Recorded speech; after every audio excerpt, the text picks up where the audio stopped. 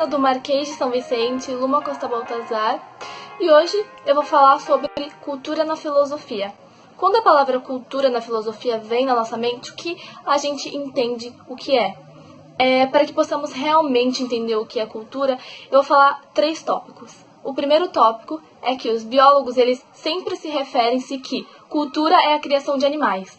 O segundo tópico é que as pessoas na linguagem cotidiana acreditam que cultura é quando você frequenta boas escolas e lê bons livros. E já na Grécia Antiga, o terceiro tópico é que a palavra cultura foi adquirida como na significação da palavra paideia. As ideias básicas que foram ditas hoje estão presentes no uso da cultura. A cultura considera-se um amplo conjunto de símbolos, valores, conhecimentos, atitudes e por aí vai. E aí ela consegue caracterizar uma sociedade. A cultura ela envolve tudo, no que pensamos, fazemos, e assim envolve um grupo de cultura.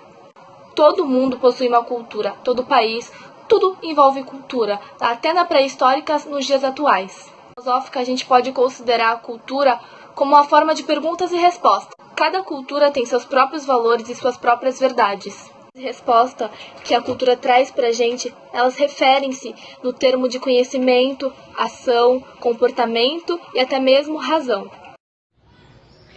Oi gente, bom dia. Eu vou falar sobre algumas características da filosofia da cultura e é isso. A cultura tem uma série de características muito próprias que revelam grande importância para o contexto humano. Em primeiro lugar, é aprendida porque existe graças ao processo de transmissão de várias origens passadas que não existe independente do... Oi gente, bom dia.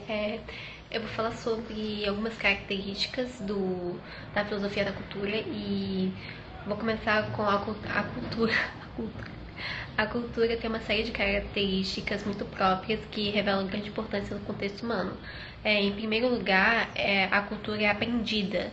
E aprendida porque existe graças à transmissão de gerações passadas. Ou seja, a aprendizagem da cultura começa a partir do nascimento da pessoa, por exemplo. Porque eu falo português, porque estamos no Brasil, as pessoas falam português. Se eu nascesse lá nos Estados Unidos e morasse nos Estados Unidos, eu falaria inglês.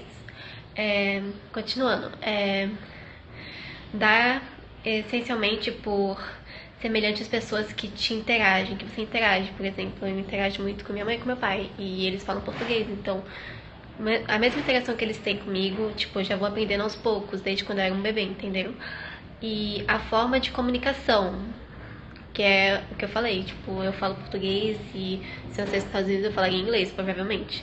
É uma rede de sentidos positivos possíveis que tenham relações pessoais e biológicas entre nós.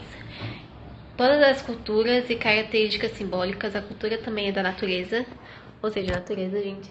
E a cultura mostra-se em geral específico ao mesmo tempo, que você nasce ou existe, você já existe com ela.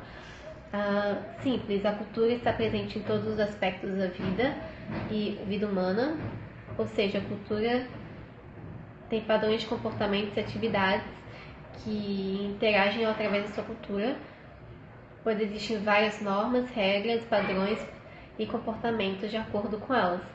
E não é propriedade de um indivíduo, todas as pessoas de uma sociedade ou uma cultura